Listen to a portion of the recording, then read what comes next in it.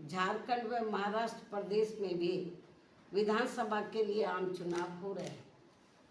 यहाँ भी हमारी पार्टी अकेले ही अपने बलबूते पर ये चुनाव लड़े है। और यहाँ खास ध्यान देने की बात यह है कि इन दोनों राज्यों के चुनावों में, झारखंड व महाराष्ट्र, इन दोनों राज्यों के चुनावों में बीजेपी व कांग्रेस का बना गठबंधन पूर्व में पहले जिन राज्यों में चुनाव हुए, जैसे कर्नाटक है, हिमाचल है, इससे पहले हरियाणा है, जिन राज्यों में भी चुनाव हुए हैं, तो इन दोनों राज्यों के चुनावों में जो अब इस समय झारखंड और महाराष्ट्र में हो रहे हैं, इन दोनों राज्यों के चुनावों में बीजेपी व कांग्रेस का बना गठबंधन पूर्व में, इससे पहले जिन राज्यों में चुनाव हुए वहाँ पूर्व में जारी किए गए अपने अपने चुनावी घोषणा पत्रों को लागू करने को लेकर, जो उस समय इन्होंने लागू किया था और किस्म किस्म के प्रलोभन दिए थे अपने चुनावी घोषणा पत्र में, उसको ये लागू तो कर नहीं पा रहे हैं। बहुत बुरा हाल है,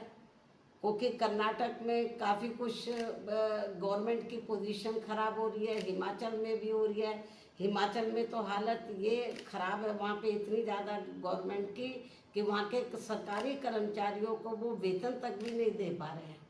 लेकिन चुनाव में इन्होंने बड़ी बड़ी गारंटी दे दी चुनावी घोषणा पत्र में। तो कहना मैं ये चाहती हूँ कि यहाँ खास ध्यान देने की बात यह है कि इन दोनों राज्यों के चुनावों में, यानी कि झारखंड और महाराष्ट्र में जो इस समय चुनाव हो रहा है, इन दोनों राज्यों के चुनावों में बीजेपी व कांग्रेस का बना गठबंधन तो पूर्व में जारी किए गए, इससे पूर्व में जिन राज्यों में चुनाव हुए वहाँ जारी किए गए अपने अपने चुनावी घोषणा पत्रों को लागू करने को लेकर इस समय अभी नया चुनावी घोषणा पत्र जारी नहीं किया है।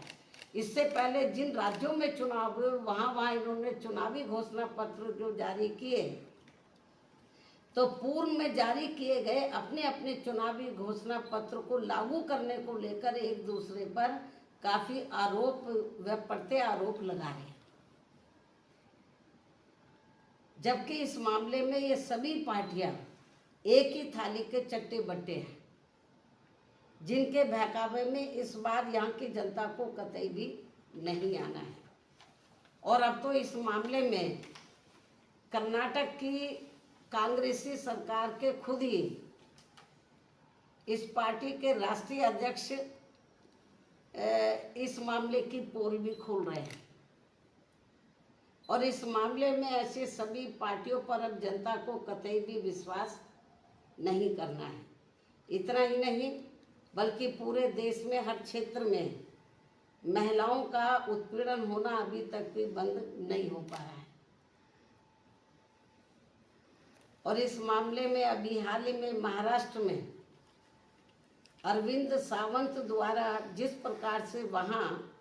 एक महिला के लिए अभद्र भाषा का इस्तेमाल किया गया है, उसे सरकार को हल्के में न लेकर ये बहुत ही शर्मनाक है, अमानवीय है, निंदनीय है। जो उन्होंने अभद्र भाषा का इस्तेमाल किया है तो उसे सरकार को, वहाँ की सरकार को हल्के में न लेकर बल्कि अति गंभीरता से लेते हुए उसके विरुद्ध सख्त कानूनी कार्रवाई करनी चाहिए, जो ये बहुत ज़रूरी है। और ये ऐसा नहीं हुआ तो और लोगों के भी फिर मनोबल बढ़ जाएगा कि और भी बोलते जाओ और महिलाओं के बारे में, जो ये ठीक नहीं है। इन्हीं कुछ ज़रूरी बातों के साथ ही अब मैं अपनी पार्टी के लोगों से यूपी में 9 विधानसभा की सीटों पर हो रहे उपचुनाव के साथ साथ झारखंड व महाराष्ट्र स्टेट में भी